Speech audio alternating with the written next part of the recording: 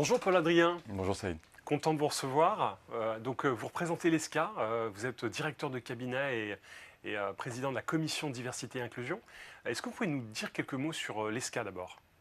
Oui, bonjour Saïd, merci beaucoup de m'accueillir aujourd'hui. Donc l'ESCA aujourd'hui c'est une école de management centenaire, plus de 120 ans. Aujourd'hui nous comptons plus de 550 collaborateurs, 7500 étudiants répartis sur nos 10 campus et nous avons une faculté qui représente maintenant 200 enseignants-chercheurs. Parfait, super. Alors l'ESCA s'engage aussi autour du sommet de l'inclusion économique. Qu'est-ce qui a motivé en fait ce choix aujourd'hui? Qu'attendez-vous du sommet? Donc aujourd'hui, on participe à nouveau au sommet de l'inclusion économique. Ce n'est pas la première fois, j'espère que ce ne sera pas la dernière non plus. C'est vraiment une volonté très forte du directeur général Jean Charouin et du COMEX de pouvoir s'impliquer. De un, nous, on en attend des bonnes pratiques, une remise en question quotidienne. Donc on va arriver en essayant de chercher quelques réponses à nos questions. Et aussi, on espère pouvoir être porteur d'innovations qu'on a pu apporter tout au long des dernières années. Donc rencontrer de nouveaux acteurs, proposer les évolutions que nous, on a pu amener à l'ESCA, tout autant sur le staffing que sur les étudiants. Donc on en attend beaucoup de sommets. Donc c'est clairement un rendez-vous dont vous avez besoin pour pouvoir justement étoffer, structurer, booster votre stratégie d'école. Oui, tout à fait. Comme vous l'avez dit, je suis président également de la commission inclusion et diversité.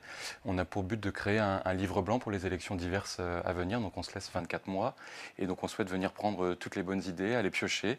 Et puis pourquoi pas aussi attirer de futurs talents au sein de l'ESCA. Alors quelles sont les actions concrètes que vous menez pour garantir davantage de diversité et d'inclusion économique au sein de votre école?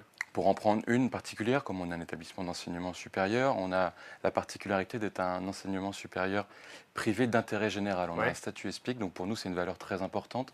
Et je vais reprendre un exemple en particulier. On est la seule école de management en France et certainement également la seule en Europe à pratiquer la modulation des frais de scolarité. C'est-à-dire aujourd'hui, peu importe d'où vous venez, à partir du moment où vous avez la méritocratie académique, c'est-à-dire que vous avez la possibilité sur le plan académique d'intégrer l'ESCA.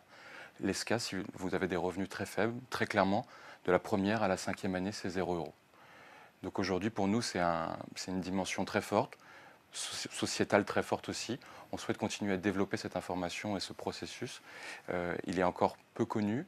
Le but pour nous est de pouvoir continuer par le sommet de l'inclusion, d'expliquer ce que nous on fait et donner aussi des bonnes idées à d'autres, parce qu'aujourd'hui l'ESCA le fait, mais on espère que demain d'autres écoles ou dans l'écosystème plus large pourront être amenés à ce dispositif. Donc ça donne la possibilité en fait à des jeunes issus de milieux populaires d'intégrer l'ESCA sans avoir le poids en fait des frais de scolarité à porter sur les épaules. C'est combien le taux de boursiers que vous avez aujourd'hui? Alors aujourd'hui, la particularité, c'est que ce dispositif n'est pas lié aux bourses Crous. On sort complètement de ce principe-là, il est à charge totale de l'ESCA. C'est-à-dire qu'il est 100% financé par l'ESCA et non par une dotation publique ou autre. Donc la modulation des frais de scolarité... Vous allez plus loin finalement que le système classique? On va plus loin que le système classique et c'est vraiment une volonté. Donc les personnes peuvent quand même bénéficier des différentes subventions en fonction de la territorialité où ils sont. Mais peu importe d'où ils viennent, peu importe leurs moyens, le but est vraiment de pouvoir intégrer une personne, quelle qu'elle soit, même si ses parents sont, on va dire, son écosystème au plus large autour de lui, n'a pas les moyens de lui offrir cette possibilité d'intégrer l'enseignement supérieur privé, nous on lui donne cette chance. Okay.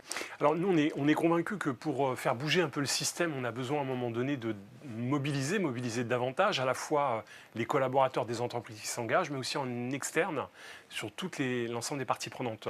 Quels sont les messages que vous avez envie de pousser pour justement mobiliser davantage à la fois en interne mais aussi en externe? Nous, on a un message très fort qu'on a essayé de véhiculer en externe, notamment avec un partenariat avec la Fondation des apprentis d'Auteuil. Et on offre aujourd'hui la possibilité, dans les quartiers nord de Marseille, via un partenaire associatif local qui s'appelle Campusco, d'aller donner une chance complémentaire à des personnes qui sont complètement sorties du circuit, des personnes qui n'ont pas eu les mêmes rampes à l'ascenseur social. Et donc on souhaite pouvoir développer notamment ces messages d'inclusion au quotidien. Et donc il y a ce principe-là qui est sur le campus d'Aix. Et donc une première promotion va sortir avec des personnes qui n'étaient pas prédestinées à l'enseignement supérieur. Et via donc, les quartiers nord de Marseille, Campusco et les apprentis d'Auteuil, on souhaite pouvoir redonner une chance à tout le monde et qu'ils puissent acquérir cette juste place. Un grand merci Paul-Adrien pour vos réponses et merci beaucoup pour l'engagement de l'ESCA autour du sommet de l'inclusion économique. À bientôt. Merci beaucoup Saïd, à très bientôt.